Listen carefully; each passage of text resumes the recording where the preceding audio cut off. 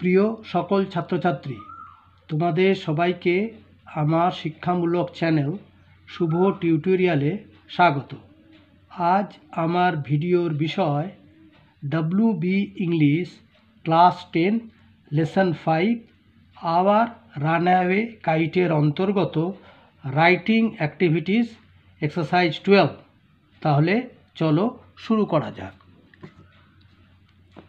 WB class 10 English lesson 5 our runaway kite writing. Write a story within 100 words using the given hints. Give a title to the story. 100 শব্দের মধ্যে একটা গল্প লিখতে বলা হয়েছে নিচে দেওয়া হিন্টসগুলো দিয়ে। আচ্ছা, কি কি হিন্টস দেওয়া আছে দেখে নাও। Crow sitting on a tree. Piece of meat in its beak. Fox passing under the tree. Wants the meat. Asks the crow to sing. Crow keeps meat under its feet and sings. Fooled fox lives.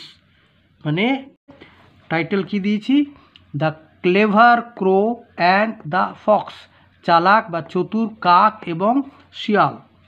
One day a hungry crow was flying here and there in search of food. একদিন এক ক্ষুধার্ত কাক এখানে সেখানে উড়ে বেড়াচ্ছিল খাদ্যের খোঁজে।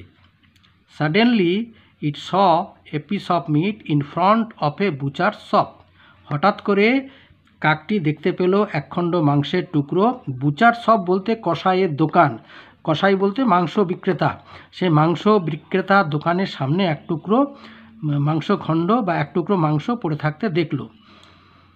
Stealing the meat it flew and sat on the branch of a tree to enjoy the food. মানে লুকিয়ে বা চুরি করে সে ওই মাংসখণ্ডটিকে নিয়ে তার ঠোঁটে নিয়ে সে উড়ে গেল এবং একটা গাছের ডালের উপরে বসলো। টু এনজয় দ্য ফুড বলতে এই যে তার যে খাদ্যটিকে উপভোগ করার জন্য। At that time a fox was passing under the tree. ঠিক সেই সময়ে একটা শিয়াল সেই গাছের নিচ দিয়ে পেরিয়ে যাচ্ছিল। He noticed the piece of meat in the crow's beak. সে কী করলো, শিয়ালটি কাকের ঠোঁটে মাংসখণ্ডটি দেখতে পেল।